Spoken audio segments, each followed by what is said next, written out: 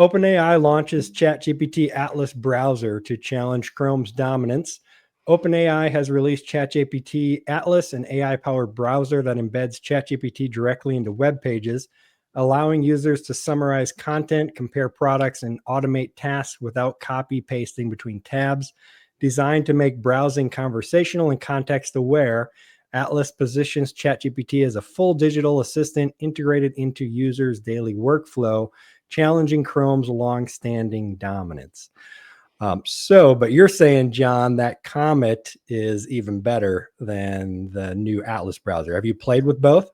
Yeah, I play with everything, right? Yeah. That's what she said. No, so for me, like I'm big into Perplexity, right? Because so I've used Perplexity before Comet, just because it's beating Google. Like this, the CEO of Perplexity, his mission is to beat Google. Like that's why Stephen was saying they put out the bid to buy Chrome, because even in Chrome has Gemini built into it, but only rolled out to certain users. So it's not it's not an alpha, it's something like beta. And even then it's not alpha comes before beta. Alpha. Oh, okay, whatever. It's not rolled out. It's beta, it's double beta, whatever. So the thing is, I was invited to Perplexity Comet 6 months ago as a beta user, right? And then it's slowly rolled out with invites. But this is like a day late, $1 short. Like there's Dia browser that's been out before this. There's Comet. There's all these other agentic browsers. And to be honest, it's going to be adopted by people like my wife, people that just use it for basic stuff, because that's the gateway drug into AI, because ChatGPT is so easy. Now, the winner of the AI browser kind of race is going to be the first one to put it on mobile. As of right now, none of these are on mobile. So the first one to put it on mobile will win user base. Yeah. And if history is any indication, the best rarely wins the race in the long term. I mean, if you look at browsers, Firefox was by far the best browser before Chrome, but of course Chrome won out because they had the marketing and the power of Google behind them. Betamax, I think, was competing with DVD, right? If I remember correctly. And Betamax was by far higher quality and better, but DVD got out there first and got a lot more marketing and everything. So we often see the best lose out. And so could that same kind of thing happen in this race, the future of AI, where maybe Perplexity is the best, but do they have the best marketing? Because that's really what it comes down to in a lot of cases with these kind of things. Well, the thing is too, like, who is the ICP, who is the user, right? So if you're talking about just mass world people, Chrome is always going to win. It does. I see people all the time in the business, clients, other solution partners, and they share their screen, and I'm looking at a Chrome browser. I'm like, oh my God, why are you using Chrome? And it's always outdated. It's like update Chrome in the corner. And if you're using, like I'm right now on a desktop on a Mac Mini, I don't care about battery power and usage, right? But Chrome sucks RAM and it sucks battery usage. Or if you're on a MacBook or a laptop, it's not the best option that's out there. So if you're already going to suck up RAM, suck up power, why use that when there's other options that are out there? Yeah, I am using Chrome right now, even though I don't really want to, just because everything works in it. All of my plugins that I need for Amazon and everything else. Comet. Yep. Yeah, it's the exact same browser, just better. So what Stephen was saying before, is it literally Google Chrome, or is it Chromium? Browsers like Dia, Arc, which was before Dia, Perplexity, Comet, they're all built on Chromium. That's like the foundation of Chrome. So Chrome actually sources out, or it's open, whatever it is, of the foundation of what Chrome is. So every single Chrome extension, anything like that, like literally if you're in Perplexity Comet and you go open up the Chrome store, it is the Google Chrome store, and you're just adding extensions in there. Yeah. So I was using the Brave browser, if you guys are familiar with that. It's kind of like the privacy browser. And most of the plugins work in there, but I was running into just weird little things sometimes that I would jump over to Chrome and then it would work. Won't have this issue with Comet. Yeah. Okay.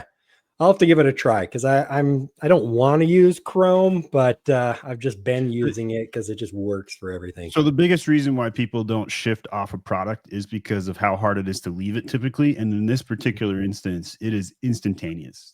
Like every extension auto installs, your profile automatically comes over, everything, bookmarks, import, bookmark bar, like all that stuff. Yep. Well, when we get done, I will be downloading it and trying it. And I'll also sign up for an account with Perplexity this time. So next time you're on the show, John, I can tell you if it is. As a news guy, I'm just surprised you're late on Perplexity, to be honest, Todd. Like you should have been an early adopter. Probably. Yeah.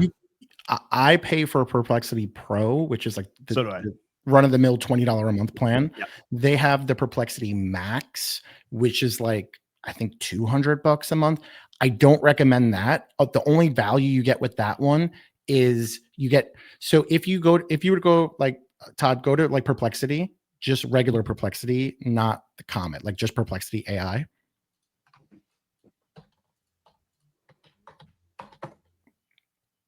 Top one. Yep. So you'll see if you click on the globe icon right there in the search where you're going to ask anything, like that little globe. This one? Nope. To the right. Right here. Yep. Okay. So you can change inside here. Maybe it's not the globe. Maybe it's something else. But you could no. I mean, changing the LLM model that because you're not signed in with an account. When you sign in with an account, basically what Perplexity has is all of the LLMs built inside of it. So that's why I really like Perplexity too, is because if you were to buy one, if you only had $20 a month to spend on one AI, I pay for them all because I'm silly like that. But if you only had one, Perplexity allows you to access. Pull my screen up, Todd. What's up? Todd, pull my screen up. Pull your screen up. All right. Keep talking, John. I'm just going to show what you're talking about. The Perplexity allows you to have all the LLMs inside of it. So with that, right, that perfect, right? So you could do Sonar, which is their model, which they run off of whatever they want to do. But then you could see there's GPT-5 from ChatGPT. There's Claude Sonnet, which is a powerful one. There's Gemini. There's Grok. But then for Opus 4.1 and then O3 Pro, which I don't know who the hell uses that, that's where it says Max, where you have to have the Max plan. But you don't need that. The fact that you can get Claude Sonnet 4.5, which is their latest and best model inside of this, means you have access to query like Sonnet, like Claude Sonnet, write like Claude Sonnet, all from Perplexity. Interesting. Okay. Yeah. So is that they're just using that in partnership with ChatGPT, or they're just using their APIs to query through them? Oh no, they definitely pay for like all those connections and stuff like that. Okay. Yeah. Interesting. Well, I will definitely be playing with it. I just signed up with an account. So next week we'll see if we can generate the news through Perplexity. That'd be cool. At least to kind of go along with what I do manually and find stuff that hopefully I haven't been finding. So here's a little demo on Amazon News past 24 hours. See what it comes up with. Yeah, there you go. 14,000 jobs, Q3 earnings report, record earnings, 177 billion. Well, at the same time, they announced the layoffs. AI powered shopping features, which is what we're talking about today. The help me decide feature. So pretty much nailed it. But the best thing you could do with this, you can, like, this is high level, right? You can force it to go further. Is if Steven was to say, give me the Amazon News the past 24 hours for 12 topics or for 10 topics. Right now it's doing high level, but if you tell it specific, that's where prompt engineering is like a real thing. If you tell it specifically, then it's going to keep on going to dig to things that might be a little bit obscure, but still relevant to the query.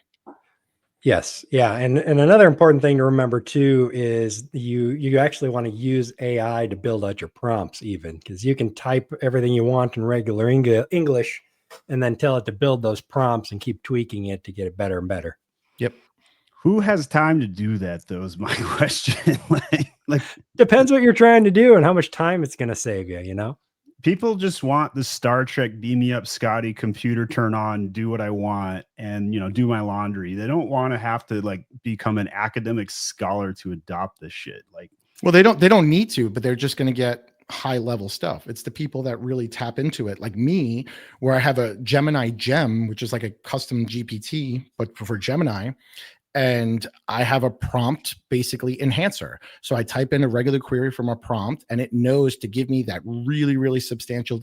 I use this a lot for Google Gemini Nano Banana images. Well, I'll just type it into the gem. Here's the basic prompt that I want. Then it's going to go further and say aperture this, 8mm lens this. So I don't have to think, I just do. So my criticism, though, of AI and the adoption constraint is that the average Joe user is just not going to do that. And that's why when we talk about Amazon AI features, I'm always skeptical about adoption rates. And I'm like, who is actually using this stuff? Who is using the Amazon AI to decide of a product, right?